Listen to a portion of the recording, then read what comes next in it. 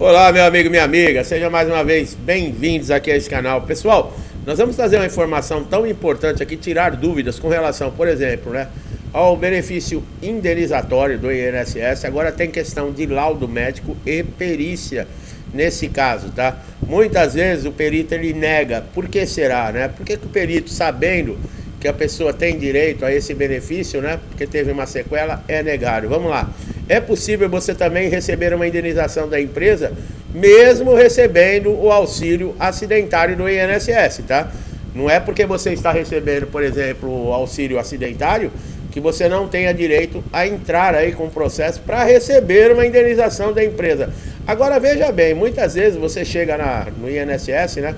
Com toda a documentação, com tudo certinho, né? Aí, o que acontece? O INSS usa o argumento que para conceder o benefício de auxílio-doença, tá? Ele precisa estar calçado de laudo pericial, em que o perito esclareça a redução da capacidade laboral do segurado, né? Essa capacidade era apenas, por exemplo, de 15%, tá? E que esta incapacidade, olha o que o perito anegou, que não impedia o trabalhador de retornar a exercer as suas atividades habituais que exercia antes da sequela consolidada. Quer dizer, aconteceu um caso desse segurado chegar respaldado com laudo, teve a sequela, ele recebia o auxílio doença acidentário e ele tinha direito a receber o auxílio acidente, que é um benefício indenizatório. Nós vamos falar mais sobre esse benefício. Só que o perito, por achar que a redução era 15% somente, a sequela, não tinha direito a receber. Agora, não tem embasamento legal, tá? Desse ponto de vista, uma vez que a lei ela não exige qualquer grau de incapacidade, tá? Bem como não exige que a incapacidade parcial ela impeça o trabalhador de retornar a exercer a sua mesma atividade que exercia antes da sequela. Quer dizer, não quer dizer porque esse segurado ele vai retornar a exercer a mesma função com a capacidade reduzida que ele não tenha direito a um auxílio acidente. Em alguns casos, né, o perito ele contesta até o atestado médico. Agora, o perito do INSS pode fazer isso, pessoal? Ele pode contestar sim, tá? Um laudo médico aí, um atestado médico emitido por um médico particular. Isso pode acontecer porque se o perito tiver dúvida sobre a precisão ou a validade do atestado médico emitido, ele pode aí negar, tá? Só que ele vai também ter que deixar claro o porquê dessa invalidação, né? Nesse cenário é importante que o paciente tenha sempre, né? Nós vamos falar, um médico que acompanha, um médico que sabe o que está acontecendo para defendê-lo, para garantir os seus direitos, né? Para que sejam protegidos.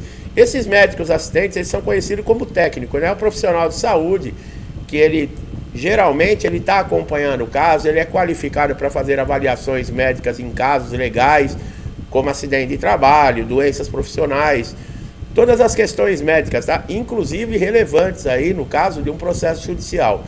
Bom, agora com relação ao auxílio acidente, né, que é terrível, o INSS, os peritos, eles sabem que eles têm que conceder o auxílio acidente, é lei.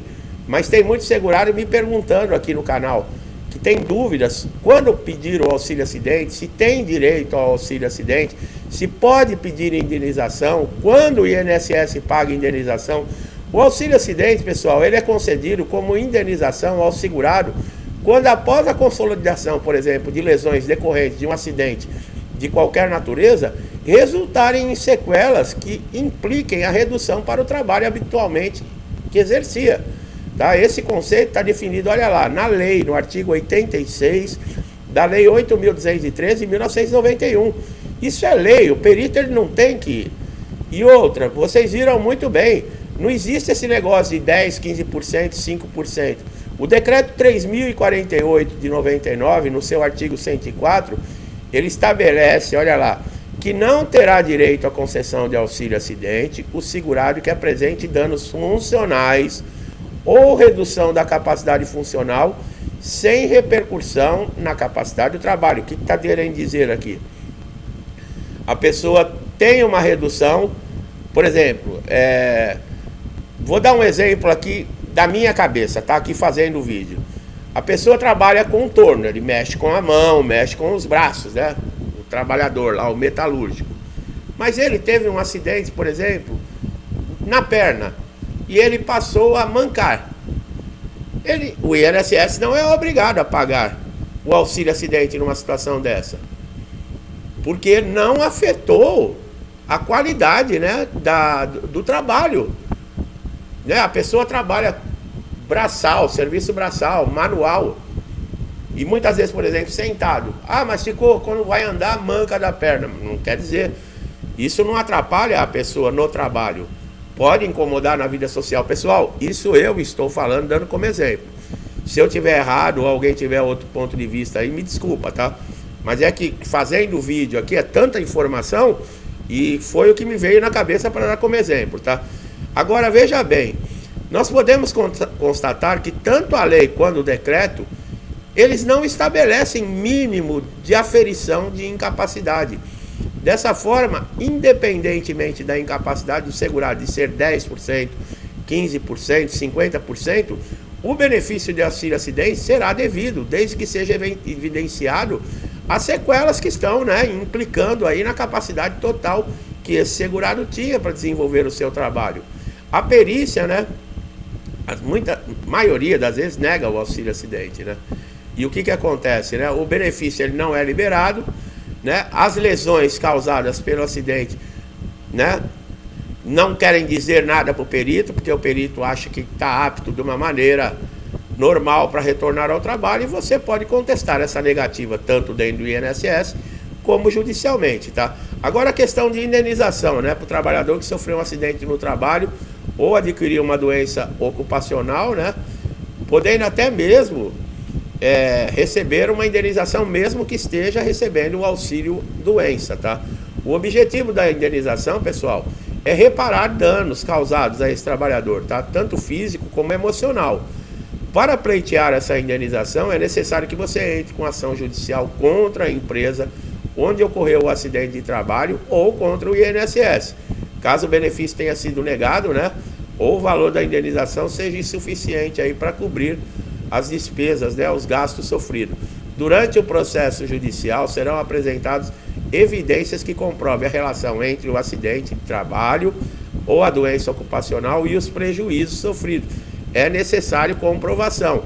Não adianta chegar na frente do juiz falando: ah, porque eu trabalhava numa carga horária excessiva, porque eu trabalhava num lugar que precisava de capacete e a empresa não fornecia. Não, isso não adianta, tá, pessoal? Tem que ter evidências, tem que ter documentação. Você trabalha numa situação de risco, não tem equipamento de segurança, tira foto. A empresa, eu trabalho numa obra, não tem capacete. É obrigado, a empresa não fornece. Tira uma foto, você no trabalho sem capacete, seus amigos de trabalho.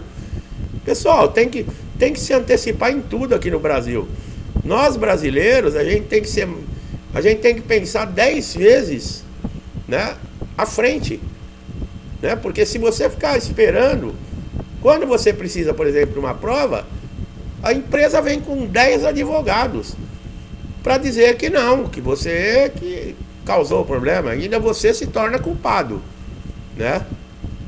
As evidências podem incluir também, né, laudos, exames, relatórios, né, que são as CATs de acidente de trabalho, documentos, né, que demonstrem a responsabilidade da empresa, né? As indenizações, elas são calculadas através de diversos fatores, tá? Não é igual para todo mundo, tá, pessoal?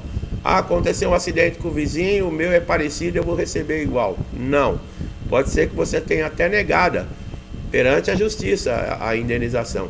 A indenização, ela vai servir para quando há danos morais, e esses danos morais eles podem incluir traumas, depressão, ansiedade, outros problemas, inclusive até de saúde mental, tá?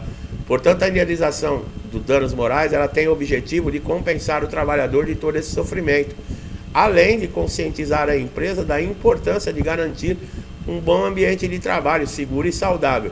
Agora, danos materiais, né? Esses danos se referem a prejuízos financeiros sofridos pelo segurado devido ao acidente ou à doença ocupacional. Esse prejuízo pode ser despesa médica, medicamento, tratamentos, reabilitação, entre outros. Até um cuidador, porque você passa a precisar das pessoas 24 horas do seu lado, né? Essa indenização por danos materiais tem o propósito de reembolsar, tá, os gastos e garantir que eles sejam aí arcados todos pela empresa, né? A diferença, por exemplo, também que existe entre a indenização e o auxílio acidente é o valor, tá? A indenização ela é paga em uma parcela. Quando você vai receber, você ganhou na justiça o direito à indenização, é uma pancada só. Já o auxílio acidente não, você vai receber mensal. E o auxílio acidente, pessoal, veja bem, você está de auxílio doença, vamos colocar, aí você ficou com a sequela. O que acontece no INSS? Você passa por uma perícia. O perito nota que você recuperou a sua capacidade de retornar para o trabalho, mas você ficou com aquela sequela que reduziu a sua capacidade.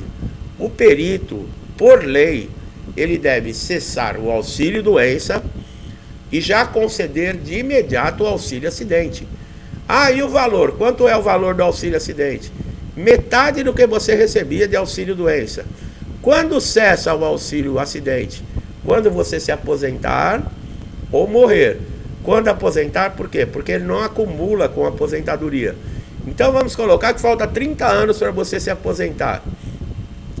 Você passa a receber junto com o seu salário, você retorna a trabalhar na empresa, você recebe seu salário mensal, mais metade desse salário de indenização do INSS. Olha lá, por 30 anos, quanto isso dá de dinheiro? Então, o que acontece? O perito, muitas vezes, né, a maioria das vezes, eles não concedem, ele sabe que ficou a sequela, que é direito daquele segurado receber o auxílio acidente, mas ele não faz isso. Não sei se é para puxar o saco do INSS, eu não sei por quê, mas eles não concedem. Você vai conseguir o auxílio acidente muitas vezes é na justiça, tá? E juntamente com a indenização, como nós falamos, que pode ser danos morais, danos materiais. Então, pessoal, é aquilo, né? O segurado não tem para onde correr, mesmo estando escrito na lei, que é um direito, dentro do INSS não existe, né? Dentro do INSS parece que não tem valor essas leis. Mas esperamos que isso tudo mude, tá? Para você que está chegando aqui no canal, seja muito bem-vindo, aproveite todos os conteúdos. Gostou do vídeo? Dá um like, compartilhe, se inscreva no canal, ative o sininho de notificação para você sempre receber em primeira mão nossos novos conteúdos, tá? Você só tem a ganhar e não paga nada. Meu amigo e minha amiga que estão sempre comigo, me incentivando, ajudando, interagindo com o canal, meu muito obrigado, que Deus abençoe